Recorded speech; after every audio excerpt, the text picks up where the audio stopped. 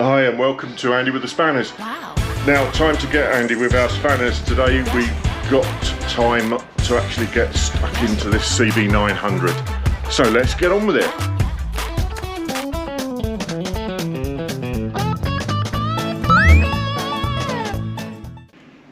I'd like to thank Specialised Motorcycle Transport for sponsoring this video. As you'll have seen if you watched the previous episodes, Specialised Motorcycle Transport delivered the CB900. They initially extricated it from its barn where it was being stored, delivered it to the customer having decided to give it to me to get it up and running, and is subsequently going to put the bike up for sale. So if you're interested in that, that's great. So just a quick idea of what to do. If you'd like to get a quote from Specialised, just go onto their website, specialisedmotorcycletransport.com, and on their website page you'll see quite clearly how to click for a quote. And once you've clicked for a quote, if you scroll down through the page there, you'll be able to see where you put in your name and some basic details, where it's coming from, where it's got to go to, and just click to request a quote. Once you've got your reply back, just click on the booking form if you're happy with the price you've been given, and you can fill in your name and contact details and the details of the bike, where it's going, contact numbers, and click send. And that's all there is to it. Nice and simple, great value for money, great if you've sold a bike and the buyer can't get to you, great if you are buying a bike and you're wondering how on earth you're going to get it home. So thanks again to Specialised Motorcycle Transport. Let's get back on with working on the CB900. Hi and welcome to Andy with the Spanners. Again in the workshop today, the long-awaited next part of working on the CB900. It's been a while, we've had other jobs that have crept in the way, and in the meantime, got to get out there and earn a living. So I've been out driving and doing all kinds of things to bring a few pennies in. Please like and subscribe. Subscribing certainly helps. That gets me a step closer to when I get a share of those adverts that keep popping up annoying you. In the meantime, I get diddly squat. Right, anyway, on to the CB900. Now, here she is. It's a pretty clean example, you know, so sometimes when they're a bit of a barn find, they're not necessarily covered in straw in the traditional sense of the barn, but nonetheless been stood for quite a long period of time. It was running briefly, not very well, so we just need to get cracking on it and get stuck in. So we'll start by getting panels off, tank off. We already know that the tank is a bit corroded inside it, but yeah, we'll see how we get on. So let's get on with it. So what's that t-shirt say? I'm not old, I'm a classic. Really? Right, okay. Anyway, yeah, it makes me a relic, yeah. Let's get cracking on this CB900, shall we? So first things first, we got to get down into it. We got to get the seat off. So to get the seat off on these, we got to take the side panels off first before the seat comes off. Unlike a lot of more recent bikes, these seats, there's no hinges, there's no lock on the side or anything like that. They're actually bolted on just under here, so we have to take your side panels off to get to it basically.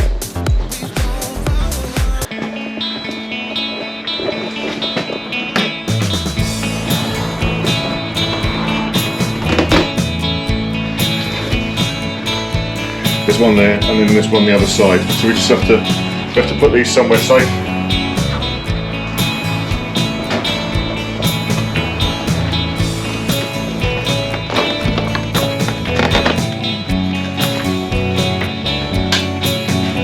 Right, first time. That was a bit tight.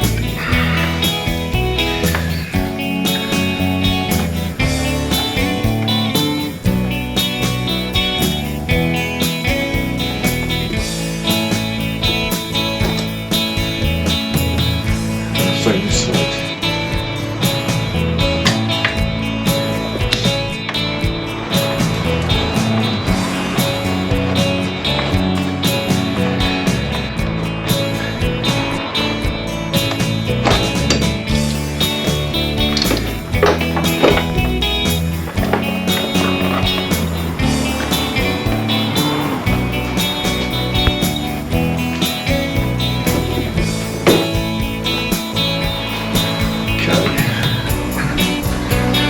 So, battery under here, bolt missing out the tank, not holding the tank on.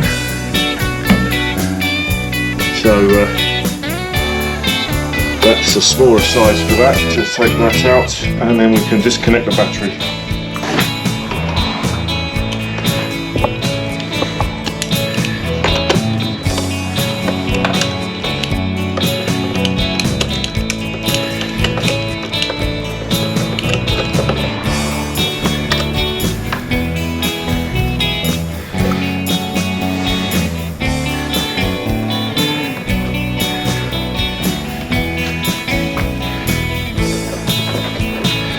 So this side is the ground wire, so it doesn't matter if we're touching the frame because it's grounded anyway. So if we get this one off, if we take this one off, then as long as this one's clear, it doesn't matter if we touch the frame when we're unscrewing the positive, because there's no circuit. So always negative off first, positive off second, because if you see, if we try and unscrew this, we'll short the frame out to the battery. So like I say, it doesn't matter because we've disconnected this, there's no circuit, so it's perfectly safe. Always negative off first, and then the negative back on last. So it's the first one to go on and the first one to come off and the last one to go on. There we go. And then there's our battery. Out you come. Now it's not a very old battery, but it has been stood for absolutely yonks. So we'll pop that on charge for a bit. Next thing is we can take the tank off. So round this side and see if we've got fuel lines connected, which we have there, and if we can see on here which is on, which is off, which is prime. Alright, get down there. We're currently off because there's a little arrow pointing that way, so that's off. And our workshop apprentice has come along to give us a hand with this part, haven't you? Yes, I have. Legs it when the work's to be done. See you later.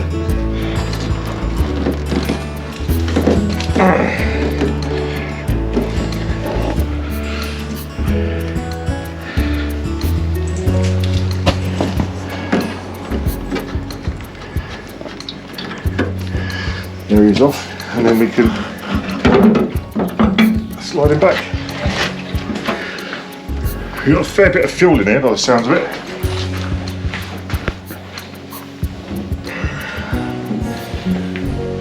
So, now we can get to things. I'll get the key and we'll have a look inside that fuel tank, shall we? Don't forget to get a brew on the go though, because you can't do much work without a brew.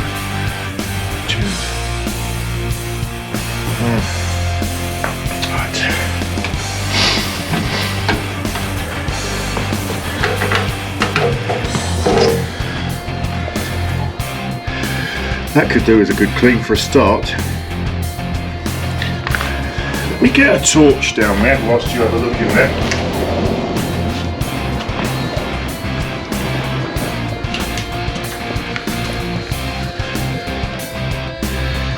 How's that looking in there? Is that helping? There we go. Yeah, there's a bit of corrosion in there we're going to have to deal with. Otherwise, bits of that is going to find its way into the fuel system, which is what I suspect we have going on here at this.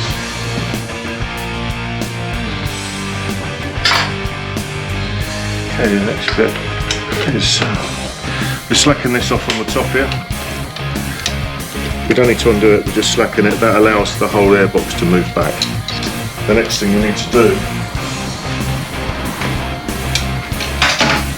to undo these clips.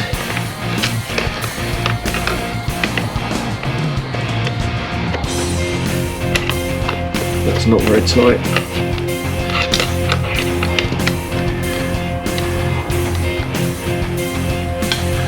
I'm going to get a light so I can see what I'm doing.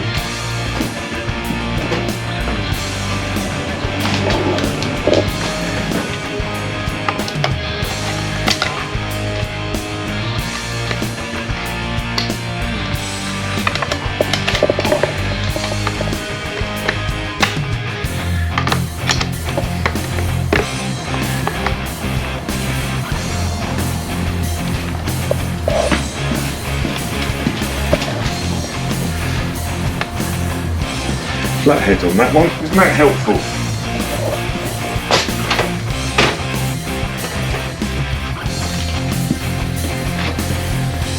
That's one thing this bike needs, is these clips, which are just Jubilee clips, need replacing.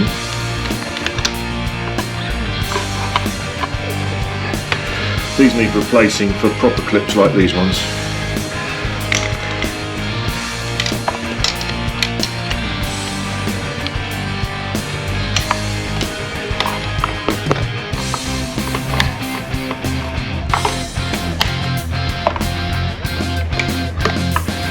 See that sliding back on there.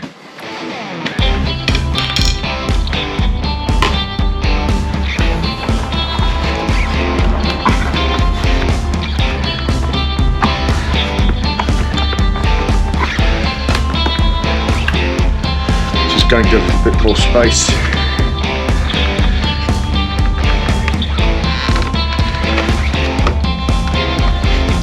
That gap we've gained.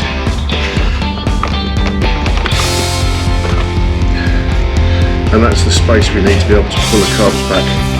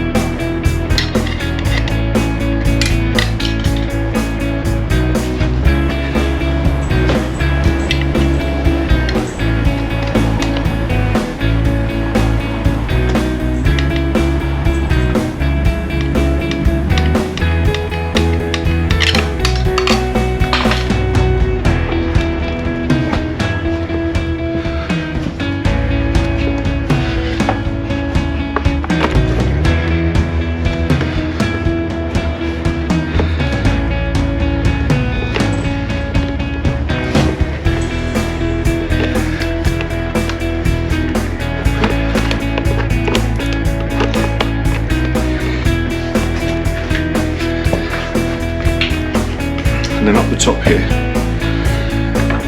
we've got the choke cable.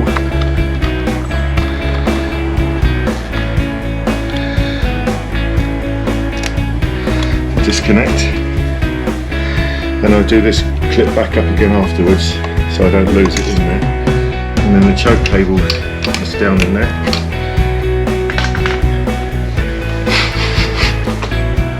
Distinct smell of horrible funky fuel.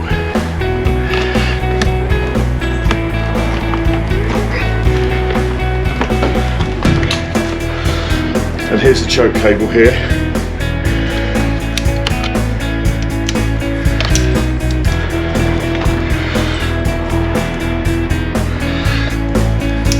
Need 10mm on those.